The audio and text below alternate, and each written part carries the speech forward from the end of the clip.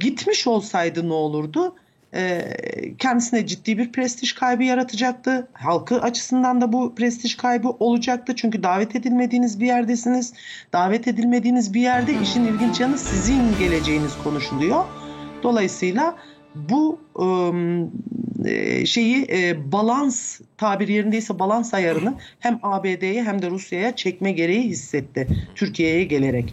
Çünkü tercihini bu şekilde yapmak zorundaydı. Eğer siz hani rasyonel bir devlet yaklaşımı sunmak istiyor iseniz uluslararası politikaya ve bir varlık göstermek istiyorsanız bunu mutlaka yapmanız gerekiyordu. İşte iki süper güç artık adına ne derseniz, ben hem Rusya'nın hem de Amerika'nın artık süper güç olarak tanımlanmasını çok doğru bulmuyorum. Hocam bu arada ortada da Trump'ın konuşmasını canlı olarak ekrana getiriyoruz.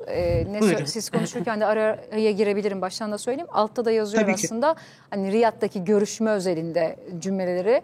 Rusya'da Ukrayna'daki vahşeti sona erdirmek istiyor. Riyad'daki görüşmenin iyi geçtiğini en azından ilk ağızdan, en önemli ağızdan duymuş oluyoruz. Buyurun ama lütfen devam edin. Çok affedersiniz. Şimdi Rusya'nın Riyad'daki görüşmelerle ilgili bence biraz heyecanlı yaklaşıyor Trump. Nedenini şöyle açıklayayım size. Rusya'nın genelde dış politika eğilimi böyle harala gürele, Trump'ın tercih ettiği üzere harala gürele bir sonuç ortaya koymak üzere değildir. Hep söylüyorum, Rusya ilk önce bir izler, bakar, hesaplarını yapar, ondan sonra adım adım gider. Hatırlarsınız, Trump ilk önce göreve gelmeden öncesinde, seçimler esnasında dahi Putin'le görüştük, Putin'le görüşmek üzereyiz, ha görüştük ha görüşeceğiz gibi bir takım açıklamalar yapıyordu. Kremlin'den hiçbir şekilde cevap gelmiyordu. Hiçbir şekilde yanıt gelmiyordu. Neden? Çünkü Putin Trump'la henüz görüşmeyecek. Bakın, bu ertesi gün mesela bu Dışişleri Bakanları görüştü ama evet, bu da bekleniyordu çünkü hani hemen yakın vadede belki de bir tarih çıkacağı da düşünülüyordu bu görüşmeden. Ama olmaz mı diyorsunuz? Hatta öyle tahayyül ettiğimiz gibi yakında da olmaz. Ne zaman olur hocam? En iyi ihtimal böyle bir görüşme sizce? Biraz Rus dış politikası açısından şöyle izlediğimiz zaman Trump biraz daha bekleyecek. Biraz daha bekleyecek. Tekrar bir görüşmenin mutlaka ama mutlaka olması istenecek. Bir kere Lavrov'la Rubio'nun görüşmesi bile Rusya'nın dış politika yapım sürecinde aceleci bir tavırdı. Ama artık o kadar çok dile getirdi ki Trump, evet hadi bir görüşelim dendi. Trump'ın yapmış olduğu açıklamaya bakılırsa nasıl bir mesela söylem analizini yapmaya gayret ediyorum. Rusya'da Ukrayna'daki vahşeti sona erdirmek istiyor. Rusya buna vahşet demiyor ki. Rusya buna vahşet demiyor. Vahşet savaş diyor, demiyor bir kere.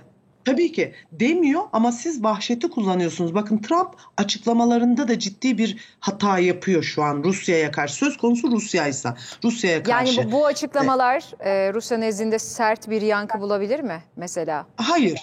Öyle ciddi böyle beklemeyelim. Hani sen ne diyorsun şeklinde bir tavır hayır olmayacak. İşte bunlar ama beklemesine sebep olacak. Ve tabii ki tahmin ettiğimiz gibi hani Trump varsa bir yerde para olmaz mı orada? Ona dair de cümleler sarf ediyor. Altta da görüyoruz. Ukrayna'ya 350 milyar dolar yardım yaptık. Hani bunu da zaten geri alma peşinde şimdi. Gönderdiğimiz yardımın yarısı nereye gitti bilmiyoruz diyor.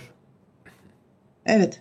Evet, tabii ki dediğiniz gibi Trump buradan bakacak ama kurmuş olduğu söylemler her iki ülkenin de aslında beklentisini karşılamıyor cümleler. Bir kere yardımlardan bahsediyorsunuz. Bu yardımları işgal altında, bazı toprakları işgal altında olduğunu söylediğiniz ülke için kullanıyorsunuz. Zelenski'yi iritasyona sürüklüyorsunuz. Diğer taraftan Ukrayna'daki vahşet diyorsunuz. Vahşet diye tanımlamayan, özel askeri operasyon olarak tanımlayan Rusya'nın tabir yerindeyse bam teline basıyorsunuz. Hocam çok özür dilerim, araya gireceğim. Bir önceki Kırmızı Bant'ta, KJ'de Trump'ın cümlesi şuydu: Ukrayna liderinin popülaritesi azaldı, ülkesi de mahvoldu dedi.